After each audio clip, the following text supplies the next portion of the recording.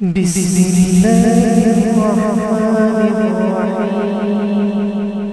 السلام علیکم ورحمۃ اللہ وبرکاتہ۔ معزز سامعین کرام، جیسا کہ آپ لوگوں کو معلوم ہی ہے کہ شعبان المعظم کا مہینہ چل رہا ہے۔ شعبان المعظم کا یہ مہینہ بہت اہم مہینہ ہے اور رمضان المبارک کے مہینے سے پہلے یہ آتا ہے تاکہ رمضان المبارک کے اندر کیا کیا عمل ہمیں کرنے ہیں، روزہ رکھنے ہیں،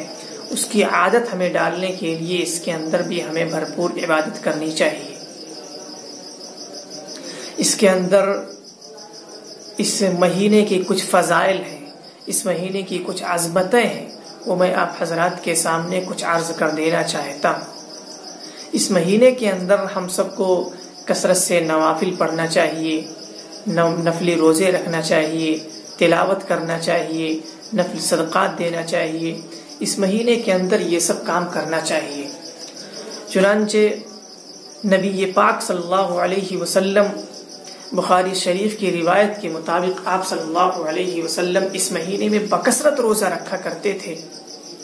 حضرت عائشہ رضی اللہ تعالی عنہا کے بیان کے مطابق وہ فرماتی ہیں، بخاری شریف کی روایت ہے کہ آقا صلی اللہ علیہ وسلم رمضان المبارک کے پورے مہینہ کا روزہ رکھتے تھے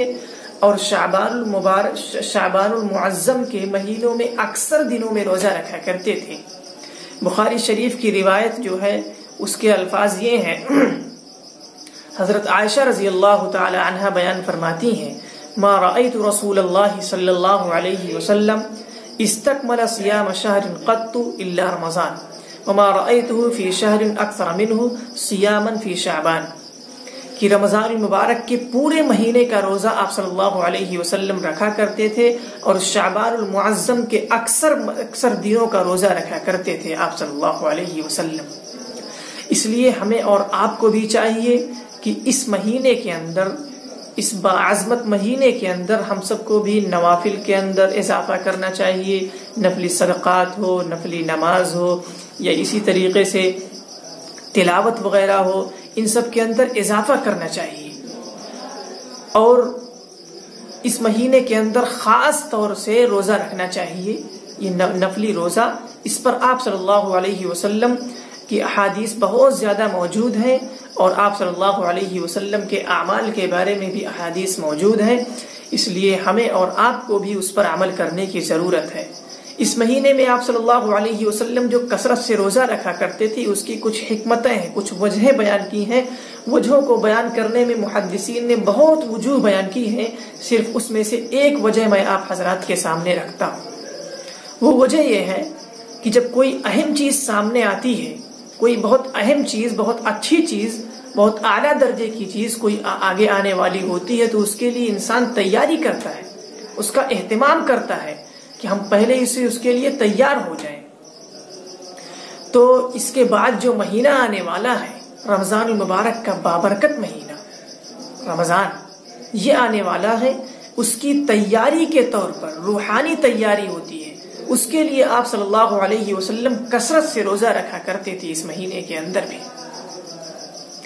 جس طریقے سے ظاہری طور پر گاؤں دیہات اور شہروں کے اندر عورتیں تیاری کرتی ہیں، گھر کے لوگ تیاری کرتے ہیں، بالکل اسی طریقے پر آپ صلی اللہ علیہ وسلم باطنی طور پر، روحانی طور پر اس کی تیاری کرتے تھے۔ گاؤں کے اندر ہم سب کے معاشرے کے اندر کیسی تیاری ہوتی ہے، خاص طور سے عورتیں جو ہوتی ہیں وہ گیہوں وغیرہ پسوا کر کے پہلے ہی رکھ لیتی ہیں رمضان کے روزے کے لیے، کہ رمضان کے اندر یہ سب تکالیف، یہ سب پریشانیاں نہ اٹھانا پڑے۔ اسی طریقے سے چاول ہے تو اس کو چن کر کے پہلے ہی سے رکھ لیتی ہیں اور گھر کے دیگر کام کر لیتی ہیں تاکہ رمضان مبارک میں صرف عبادات کا اہتمام کیا جائے، اس کے اندر دیگر کام کے اندر مشغولیت نہ رہے۔ بالکل اسی طریقے پر آپ صلی اللہ علیہ وسلم روحانی تیاری کیا کرتے تھے۔ روحانی تیاری آپ صلی اللہ علیہ وسلم کرتے تھے، یعنی جو اس طریقے پر جب اس مہینے میں روزے رکھیں گے کثرت سے تو روزے رکھنے کی عادت پڑ جائے گی، رمضان مبارک کے روزہ رکھنے میں کوئی دقت اور کوئی کمزوری اور کوئی پریشانی محسوس نہیں ہوگی۔ اس لیے ہمیں اور آپ کو بھی اس پر عمل کرنے کی ضرورت ہے۔ ایک حدیث پاک میں آپ حضرات کے سامنے بیان کرنے کی کوشش کرتا ہوں، اس کو بھی جان لینا ضروری ہے۔ وہ حدیث پاک یہ ہے کہ آقا صلی اللہ علیہ وسلم نے ارشاد فرمایا، حضرت ابو ہریرہ رضی اللہ تعالی عنہ روایت کرتے ہیں، ترمذی کی روایت ہے، آقا صلی اللہ علیہ وسلم نے ارشاد فرمایا کہ جب نصف شعبان بچا رہے تو تم روزہ نہ رکھو، شعبان کا آدھا جب بچا رہے، آدھا مہینہ، تو تم روزہ نہ رکھو۔ اس حدیث پاک میں نصف شعبان کے بعد روزہ رکھنے کی ممانعت ہے۔ ممانعت صرف ان لوگوں کے لیے ہے کہ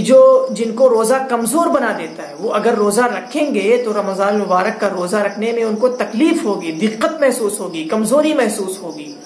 ان لوگوں کے لیے آقا صلی اللہ علیہ وسلم کی یہ ممانعت ہے کہ وہ نصف شعبان کے بعد روزہ نہ رکھیں، وہ بلکہ وہ کھا پی کر کے اپنے آپ کو مضبوط بنائیں، طاقتور بنائیں، تاکہ رمضان المبارک کا روزہ پوری چستی کے ساتھ رکھ سکیں اور دیگر اعمال اچھے طریقے پر نشاط کے ساتھ انجام دے سکیں۔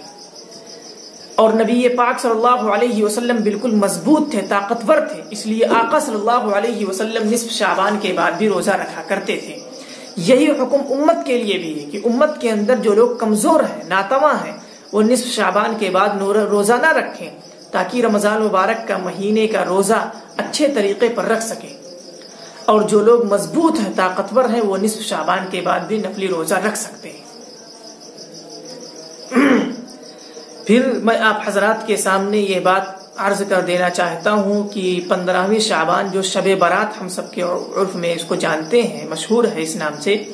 اس کے سلسلے میں کیا عمل ہمیں کرنا ہے اور کیا نہیں کرنا ہے، اور اس سلسلے میں کیا کیا خرافات و بدعات ہیں، یہ سب آئندہ ویڈیو میں انشاءاللہ آپ حضرات کے سامنے جلد ہی آ جائیں گی۔ اللہ تبارک و تعالی ہم سب کو عمل کی توفیق عطا فرمائے۔ وآخر دعوانا ان الحمد للہ رب العالمین۔